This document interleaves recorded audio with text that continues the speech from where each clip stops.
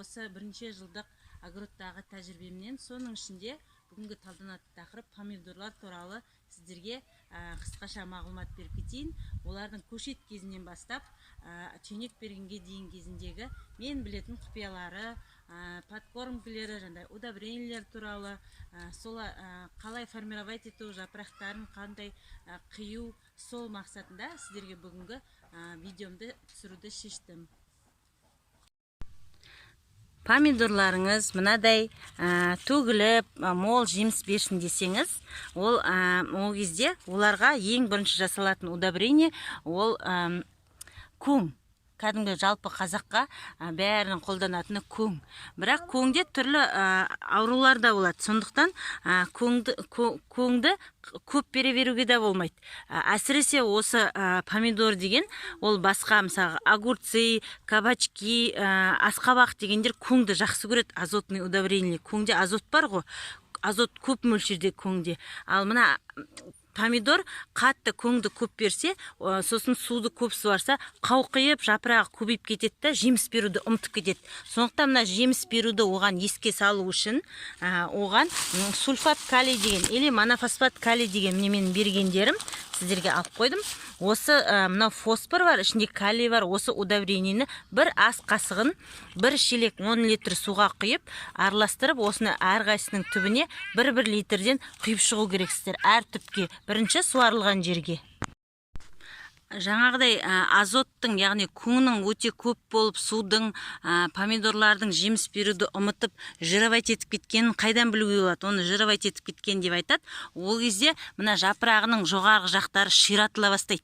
Жаңағы ненің қошқардың мүйізі ұқсап, ширатылып, діңдері қатты жуандап, жапырақтар көбейіп кетеді. Сол кезде жаңағы уже қарағанда да көрініп тұрады, төбесі ширатылып тұрады. Сульфат калий деген беру керек. Ол да бір ас қасығы. Қазір не жерде бар? Неке, сульфат калий бір ас қасығын, болмаса ағаштың күлін беруге болады. Ыссы суға езіп, ағаштың күлін шелектегі суға езіп алып, ыссы суға суытып, сосын өлі суарылған жерге түптеріне құйып шығуға болады ағаштың күлін. Болмаса мына сульфат калийдің бір ас қасығын бір 10 литрлік шелекке езіп, әрқайсының түбіне 1-1 литрден құйып шығу керексіздер. Ал мына менің нелеріме, помидорларыма солар берілген. Көң да берілген, жылдаған көң түптеріне. Мына сульфат калий да берілген. Неке олардың жемістері бастарында мынадай болып, жүзімдер құсап тұр. Мына жерде де барлық бұтағы салып тұр. Бұрын менде болатын осындай 1-2 помидор тұрады, қалған бұтағының жемістері түсіп қалатын. Ол удобрениелер дұрыс берілмеген, сондай жағдайы дұрыс болмаған кезде солай болады екен. Мына минеральный удобрение дейді ғой, солар жақсы, егер көң салғыңыз келмесе. Ал егер көң салғыңыз келсе, көңнің ішінде де минеральный удобрениелер бар. Ал бірақ жетпей қалатын жерлер бар. Соның ішінде мына борный кислота деген, сол осы помидорлардың гүліне езіп шашып шығуға болады. Гүліне, жапырағына.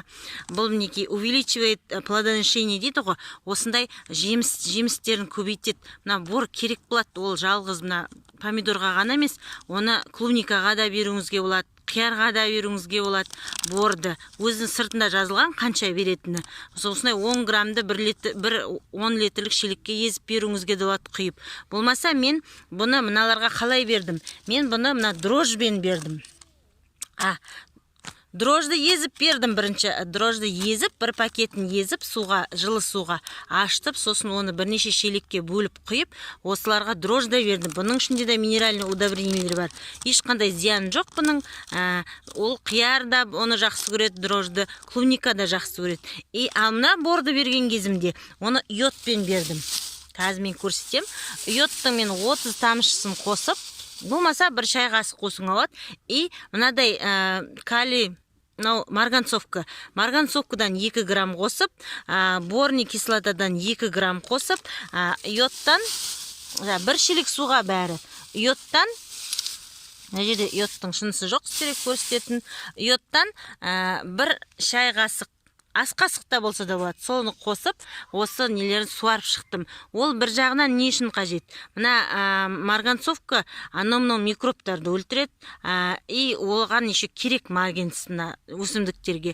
Йод та солай, йод та аномно микробтарды өлтіреді астындағы, тоже керек. Адамға да ұят керек, осылай бұларға да керек. Бор жаңағы жеміс беру үшін керек. Осылай бүйтіп төгіліп, жүзім құсап, барлық бұтағы жеміс беріп тұру үшін сол заттар қажет. Міне осы қазір сіздерге және формировкасында көрсетіп жіберейін. Мынау екі бұтаққа қарай бөлінген. Мына жерде мен көрсетейін, пасынка деген зат болады. Пасынка деген, міне жерде біреуі қалған екен, соны сіздерге көрсетіп жіберейін. Мынадай діңмен, мынадай жапырағы болады ғой, үлкен жапырағы. Соның ортасында, міне қолтығында өседі. Пасынка дейді бұны. Артық бұтақ. Сол артық бұтақты жұлып тастау керек.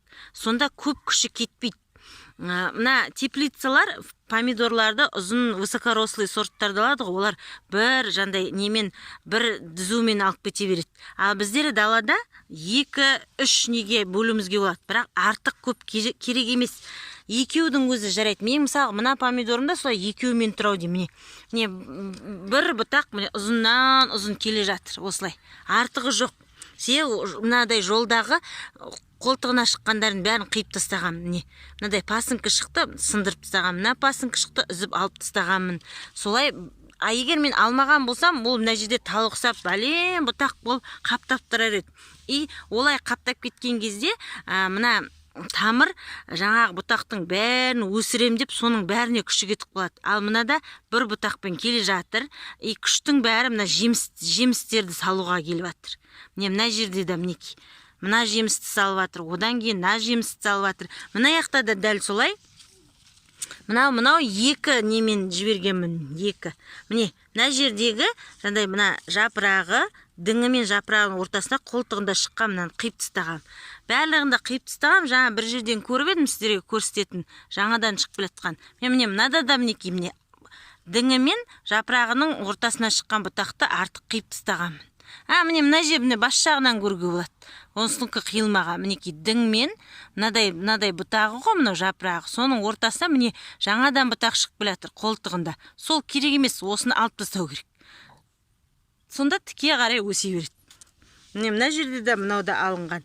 Мыналарда да солай, міне қолтығында шыққан бұтақтар алынып тасталған. Мына жерде де солай алынып тасталған. Бұл жаңа формировка дейді ғой орыстар. Формировать ету, сонда мынау жеміске больше күші түседі. Күшінің көбі жеміске түседі.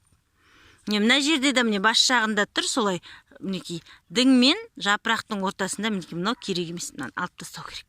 Мына басы әлі де гүлдеп кете береді. Әрі мынадай сеткілер әкеліп қойдым. Бұл не үшін дейсіздер? Бізде кейде қатты ыстық болады. Өте қатты ыстықтың кезінде мына 30-дан асқаннан кейін мына помидордың гүлдерінің тұқымдары стерилизовать етіп қалады екен. Яғни мынаның ішінде тозаңдандыратын ұрығы өліп қалады екен. Мысалы, кешегіде бізде 40 градустарға дейін барды ғой. Сол 35-тен асқаннан бастап мен мынадай сеткілермен жаба бастаймын. Мына сеткімнің өзі жұқалау.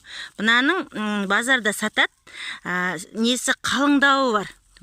Плотності. Сол жақсы көлеңкелейді. Бұл әлгі машиналардың үстін көлеңкелеуге сатылады, теплицалардың үстін көлеңкелеуге. Мынадай жұқа түрін мен 15 000 теңгеге алдым. Бір рулоны 30 метр. Соның ені әртүрлі. 2 метрлігі бар, 6 метрлігі бар. Ол керек екен. Ол жақсы сеткі. Осы қазір мен бәрін сеткілерді түсіріп тастағам сіздерге көрсету үшін. Сол мына жерде де мысалы мен сіздерге пасынкілерін көрсетейін қазір. Мынау, мінекей, бір бұтақпен келе жатыр. Төменнен басталып, бір бұтақпен жүріп келе жатыр. Мынаны мен қиып тастағамын. Мына жерінде шықты, тоже қиып тастағамын. Мына жерінде артық бұтағы шықты, қиып тастағам. Жеміске кетсін күштеп. Солай. Мына жердегі бұтақ ол жапырағы. Мына жақтан да солай көрсетейін. Мен бұларды бірінші мынадай ағаштарға байлайтын едім көп. Бірақ бізде мына жақ ашық, кеңістік болғасын жел өте көп болады да, содан олар құлап сына бастады. Содан кейін мен оларды соңғыларын жатқызып тастайтын болдым. Бірақ негізі ағашпен байлап ұстатқан жақсы. Себебі жерге тастаған кезде жерге микробтар, сондайлар инфекциялар болады ғой түрлі. Солар жапырақпен келіп, андай түрлі бір аурулар жұғып, сарғайып, сөйтіп кетеді. Сол үшін жапырақтардың жерде жатпаған жақсы. Мынадай жерінің төменгі жапырақтарының бәрін мен сыпырып алып тастаймын. Бірақ алу керек екенде бәрін сыпыруға болмайды, ол стресс болады. Жайлап алып тұру керек. Мына төмендегінде жемістер шыққан кезде соның астын біртіндеп ала бересіздер. Міне мынадай мысалға өзінде тастасаңыз, помидордың жемісін көтере алмай бүйтіп жерге дейін жатып қалады. Мінекей, жерде жатыр. Мына қаншама жеміс, мінекей. Мына қараңыз, қаншама жеміс жерде жатыр. Сол жерде жатқасын олардың түптері жерге тиіп шіри бастайды. Жерде ылға бар ғой, су бар ғой. Сондықтан бұларды осылай көтеріп іліп қойған жақсы. Анда қатты желдерде сындырып кетпесе, мынау көтере алмай тұр жемісін. Міне тұр қаншама жеміс. Мінекей қаншама жеміс. Міне жерге тимеген жақтары тап-таза тұр, ештеңе болмаған. Ал жаңағы мына жерде ылғалда жерде жатқан жағы бұзыла бастаған қазір. Міне көрсетемін сіздерге. Мінекей жерде жатқаны бұзылып жатыр. Себебі ол жерде жатыр. Жерде жатуға болмайды. Мынаны да астына хотя жәшіктер қойып көтеріп қою керек екенмін. Мен бәрін кейде қарауға уақытым болмай жатады ғой, содан осындайлар болып жатады. Сол сіздерге пасынкіні айттым, артық бұтақтарын қиюды. Кейбіреулердің үйлеріне барсам, помидорларын көрем, елкі құсап, ағаш құсап, қаптап, жапырақ қаптап кетеді, жеміс бермей қалады. Сол жемісті бердіретін жаңа сульфат калий ғой, есіне түсіретін. Жаңа жировать ету деген ожирение, ол мына жапырақтарын қаптап кетуі азоттан, көңді көп беріп, көп суарғаннан болады. Тағы